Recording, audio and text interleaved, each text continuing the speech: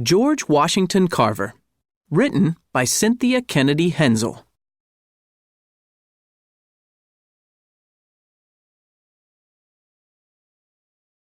Born a slave. George Washington Carver was born in Missouri in 1864 during the Civil War. The Civil War, 1861 to 1865.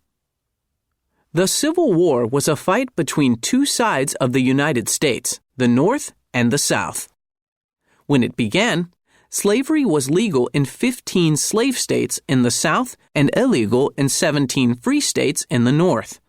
Many people in the North wanted to end slavery in all the states. Many people in the South wanted to keep slavery legal. In order to do this, they tried to break away from the North and start their own country. The North went to war to keep the United States just that, united. After the North won the war, all the slaves were freed.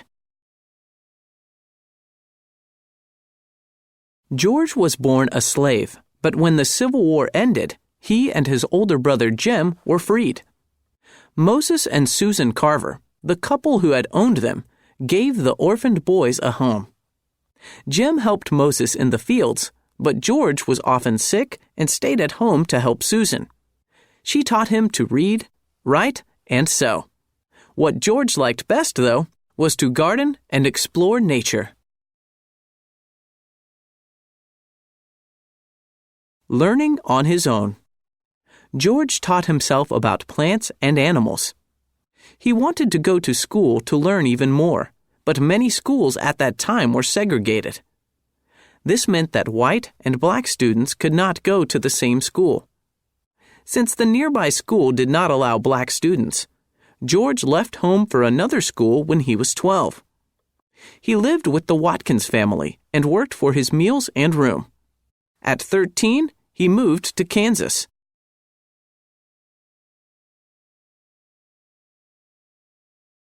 When George graduated from high school, he earned a scholarship to go to a Kansas college. When George arrived at the college, however, the school turned him away because he was black. George was unhappy, but he did not give up learning. He farmed and taught himself to paint. His friends told him to try a different college. He went to Simpson College in Iowa to study art. This time, the college let him stay.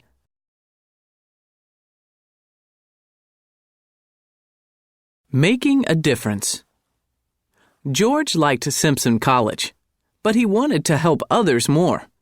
He decided to study agriculture, the science of farming, at another college in Iowa. He was the school's first black graduate. He later became the school's first black professor.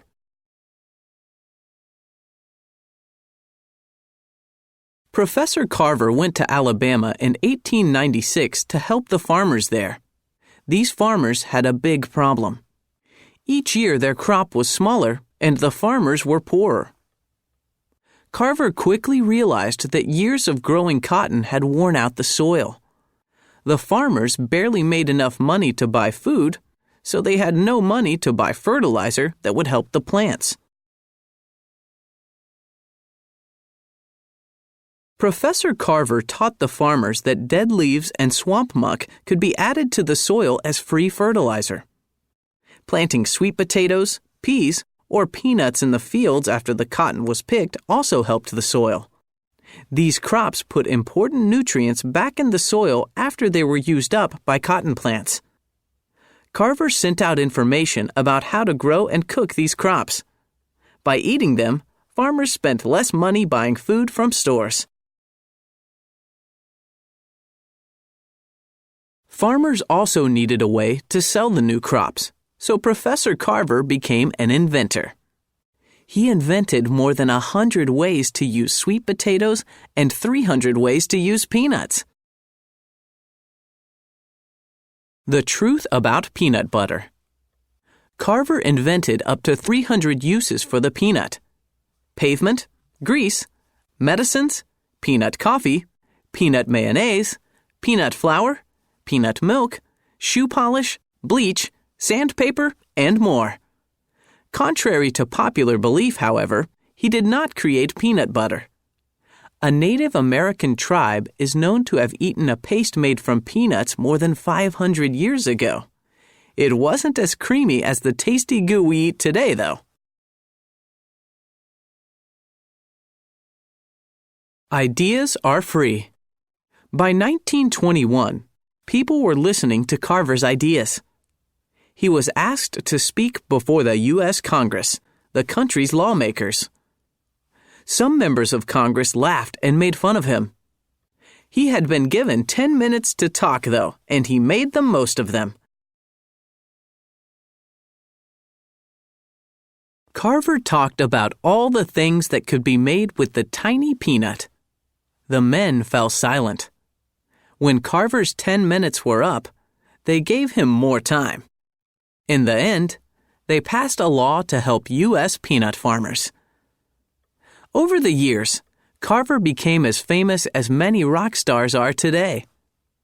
Crowds gathered to hear him speak. He turned down jobs and money because he thought helping people was more important. He believed that ideas were free and should be freely given. A lasting message.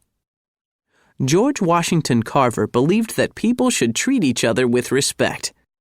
He won the respect of a nation at a time when few black people got much respect at all. Carver also believed that people should respect and care for the earth. If they did, nature would provide the things they needed. Many years later, we are discovering that he was right.